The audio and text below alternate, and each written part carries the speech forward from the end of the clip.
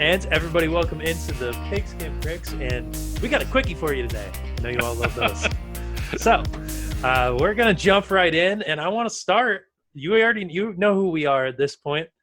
What's on the beer menu tonight, boys? Let's start with you, Joe. Right. You want me to go first? I do. Always. You know what? I'm just drinking a Leinenkugel's Orange Shandy. I prefer summer shandy. It's what I drink throughout the summer when I'm done mowing. It's refreshing as hell. I give it a solid 8. I'll stand by it. It's a limited release, so they only release it in the spring up until about September. So I buy a 12-pack a week and stock up on the shit because Leah drinks the shit out of it too. So, yeah. So I had to throw this out there. Leinenkugel's, they sell a ton of it. I like the orange, but the summer is my favorite. But I thought I would pull out an orange because, orange never gets any. Why not? They never get any pub. It's always the summer stuff. So, anyway, here's to you guys. All right. Well, the summer is the best, to be fair. So. Oh, no doubt. No doubt. Yeah, no question. I don't know. So I'm not even going to dog on you, Joe. I think that's a great beer. The one thing I wanted to make a comment of is, are you actually like auditioning for beer commercials the way you hold it up and pose with it so nicely? I'm really impressed by that because like every show you're like, we're trying to get some sponsorships here. Actually, when I was a kid, I always wanted to be, one of the ladies on The Price is Right. Yeah, and so what is that? A full 45, John? Come on.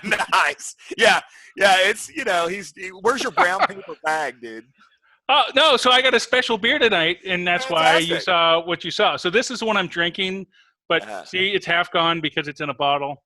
Great. This is the glass that it is poured in. Okay.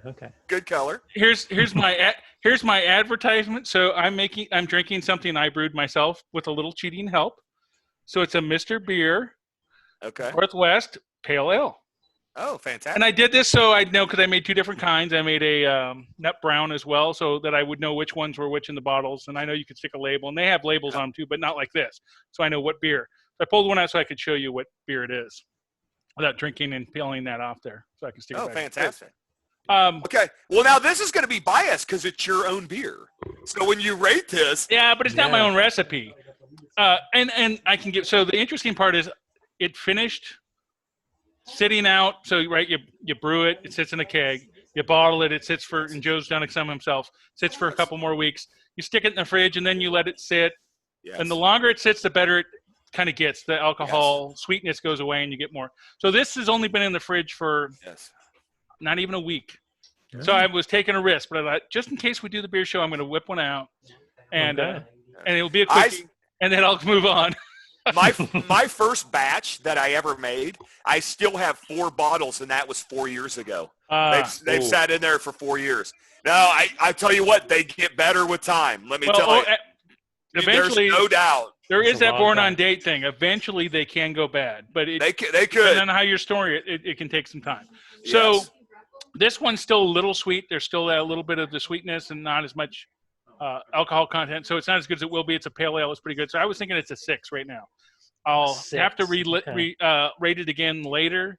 It's one of my favorite kinds, the pale ale, but I can still taste a bit of the yeasty hoppiness that's going to kind of age out. It'll get a little better, like I said, and a little bit of sweetness. But it's not bad. It was worth trying. Definitely worth drinking tonight. Okay. But back to the shandy. So I do want to comment on, I think it's a great pick. Orange is good. So everybody knows, but if they don't know, the summer is lemonade basically, or lemon, which is awesome. I'm also a big fan of the grapefruit. Joe and I were talking about these the other day, just for fun, about which ones we like. And I also really like the grapefruit. So the summer is always wonderful. The orange is great. Yep. There's some other. What I really like about them, John, is they're not sweet. Right, they're refreshing. They're refreshing. They're crisp. They're tasty. Yes, but it's not like you're drinking Kool-Aid. Right, it's that orange Bud Light, nasty, syrupy.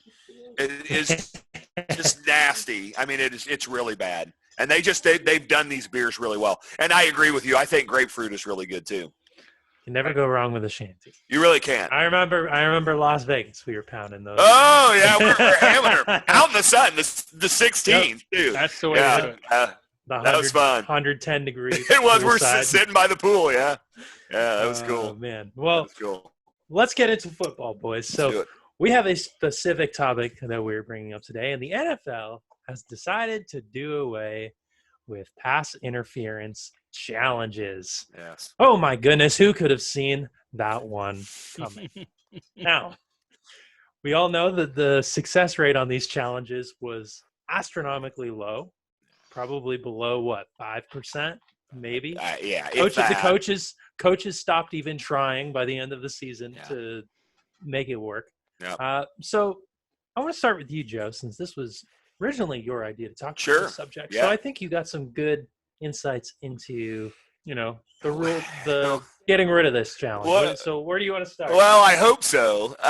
This is the way I look at it. I read this thing on CBS Sportsline, and they were talking about when you put in something for replay, you have two kinds of review. You have an objective review, and you have a subjective review, right? Objective, an example would be like, does he have 2 feet in? Did the ball cross the plane? There's a definitive answer. With instant replay, you got to have that definitive answer. With pass interference, you don't. It's all subjective. Did he push him enough? Was he there too early? Well, how many times did we hear this year the commentators say, that's just too close to call, it could go either way? Well, that's subjection, and you can't have that in instant replay. What this was, guys, the reason they brought this in is it was a knee-jerk reaction from the Saints-Rams game. The ref blew a call, and it was a bad call. I mean, he blew it, and the fans were so outraged, they had to do something. So this was the knee-jerk reaction, and it was the wrong one. They should have never done it. It was a bad idea. The reason they didn't ever overturn anything was because it's all subjection. It's, and so, and another thing I will say on the refs, I think fans are hard on the refs. I want you to think about how hard their job is. You got to make a call within a split second. Well, here's the thing. Right? I'm just telling you. I think I like what you said sort of about the subjective and objective, how it is a subjective call. So it is tough to overturn. But yes.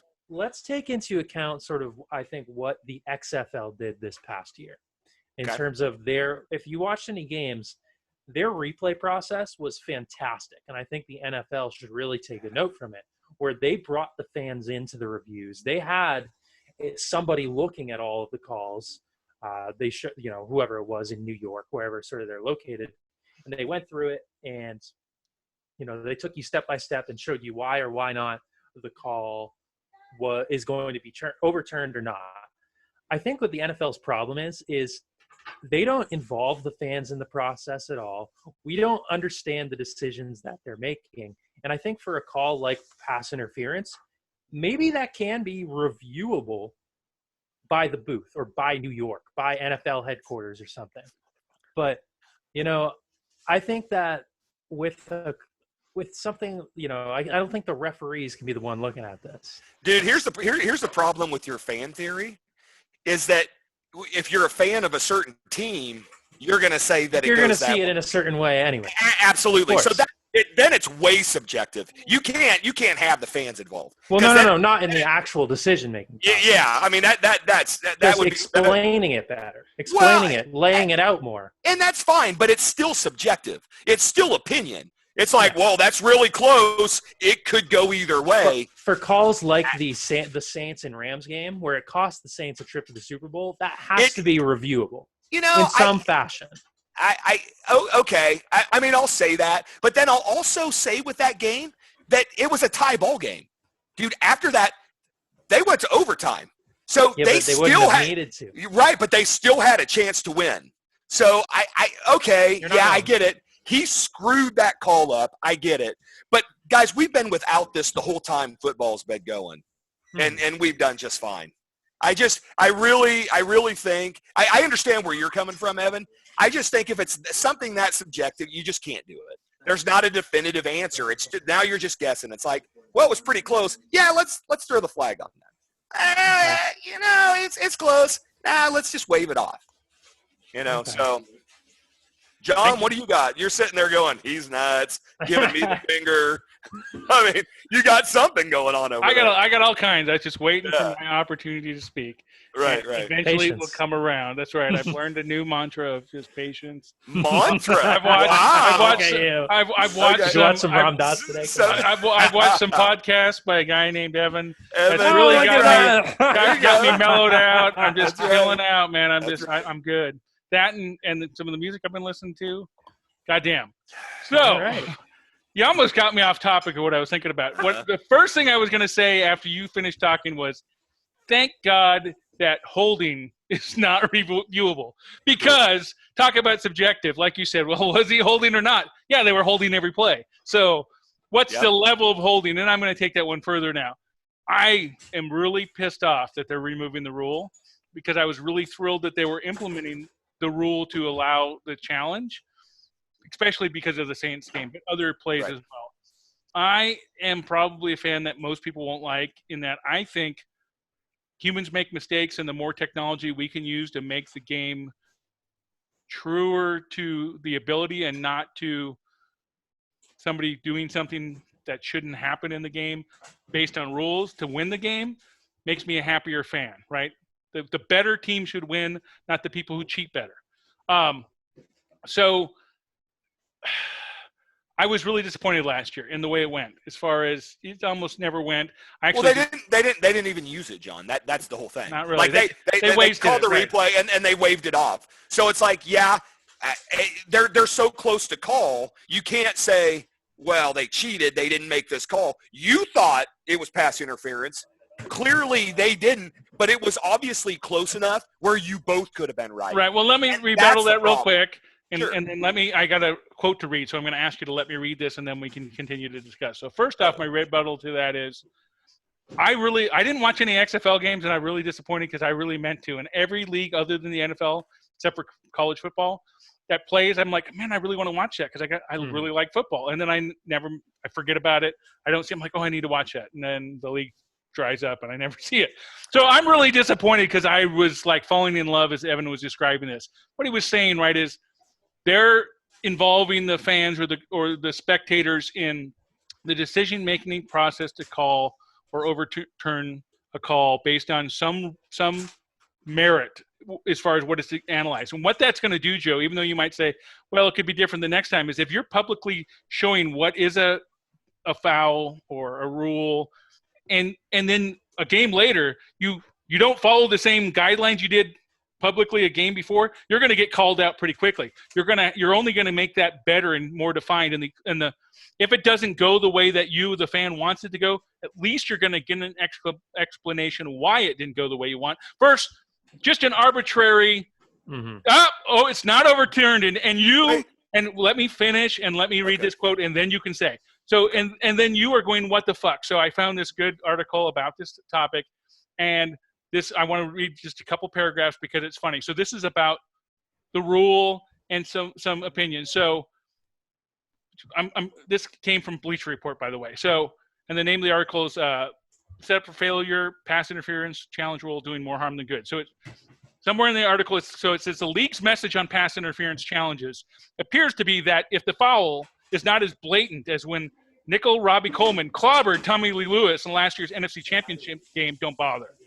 Pereira, which we all know is an ex-NFL ref, and I like the guy. I like how the broadcast TV channels use ex-refs because they do what Evan kind of alluded to. They kind of try to explain to us, the viewers, what should be happening in this call, and sometimes it doesn't go that way, and we're all going, huh? So the next paragraph is, so Pereira questioned this approach. And they're talking specifically about Green Bay's Coach LaFleur. If you're Coach LaFleur in Green Bay, and you throw a challenge flag, and everyone in the world, down to 50 drunks in a bar, looks at it and says, yep, that's pass interference. Then the league says that the ruling on the field stands because it doesn't reach the level of what we saw in New Orleans in the playoffs. If that's the design of this rule, then it's set up for failure. And that just resonates with me because that's exactly what happened here. Time after time, I saw it get challenged. We all saw it on TV. Even the announcers, everybody's going, hey, that's pass interference. And then refs come back and say, nah, it's good. And you're like, what the fuck? So you knew it was going to fail because it wasn't happening. You're like, I don't get it because that's clearly. And Joe, what you're saying is it's not clear. No, it is. Yeah, and I want to build on that real quick too. Right, technically, football is when you're a receiver and certain players, until you have the ball, it's not really a contact sport. Yeah. It's when you get the ball, it's a contact sport. And when you're making contact before the guy gets the ball, that's a fucking penalty. See, I understand that, John, but and it could be offensive or defensive. Go ahead. Well, then why not have replay for holding then? Because it's the same thing. When you grab a guy outside the tits, that's fucking holding in any league of football, from fucking peewee all the way up. So that would be reviewable too, if that's what you're saying. So I don't agree with that at all. But what the point I was trying to make, John, there is blatant calls that I think they could have thrown the flag on. The point that I was trying to make is there were so many pass interference calls where the guy got there right when the ball gets there. It could go either way. So you're a fan of the Chiefs, and if it goes against the Chiefs, you're like, bullshit. That was fucking pass interference bullshit. You know, but when I see it in slow-mo, and if I see that it really wasn't pass interference, I'm like, no, well, it really right. wasn't. And how often did that happen? That happened a lot. See, the other thing, hold on, Evan, one more thing. I'll also go back. You talk about the XFL.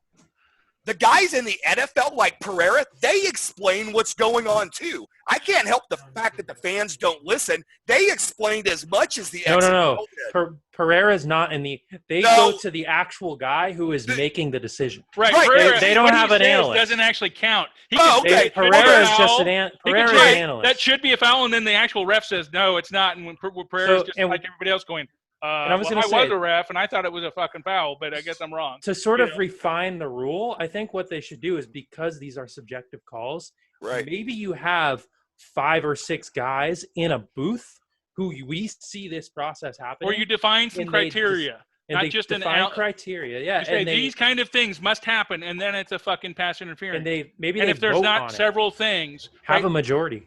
Right, like. You could say if there's contact, but you see that it doesn't change the player's body in any way, interfere with the, just because you touch a guy, if he doesn't change his ability to catch the ball, that's not fucking interference. But if you plow him over and there's no chance in hell he's going to catch it, that's probably pass interference, right? And I think you should drag it down. That changes it. Is it the ref that's making the decision, or is it New York? It's the guy. They're all refs, aren't they? The XFL, it's the guy up in. They have a guy in the booth. I understand that. I'm saying in an NFL game, when the ref goes over and he's got the headset on, he's talking to New York. I think who actually makes the call. I think we should see New York, and that we should see the process. Because and we should take a vote in New York because the refs are the ones taking the hit. They're the ones. They're the one who made the call. They're the one who made the call or didn't make the call. Or didn't make the call. That's correct. And somebody else is then judging that, and they're getting to see it. They're getting to provide commentary probably. Correct. Who knows? Because they're there. Otherwise, if they weren't – if they're not at all involved, why are they going to the booth? Yeah. Why are they even going to the booth if they're not involved in any at all? They should just sit there going like this. Wait for New York to tell them what the fuck the thing is. They're actually paying attention. The last thing I would say on this is that those guys have been doing it a long time. They're the experts. We're not. Every fan. Clearly, they're not. Every fan that's out there. Well, we're human. Everybody makes mistakes. Every fan thinks they're an expert at football. We all do when we watch games. Oh my God, this. Oh my God, that. They've been doing it a lot longer. Right. They know more about it. They know the rules better than we do. They need to implement the technology. They need to implement technology to get rid of the blatant based on your calls. statement, there should be no reviews because they're experts, and there should be no reason that anybody ever makes a mistake and judges them on it. That's what you just said, and I just said they were human, and they did make mistakes. You said we don't need this rule for pass interference because they're the experts making the call. So why do we have? And it just got implemented, and we were doing so great for years without it. Well, that is actually the statement for anything that we've now implemented a rule to be able to challenge. It existed before the challenge was there, but because it becomes such a problem, they implement the ability to challenge that rule.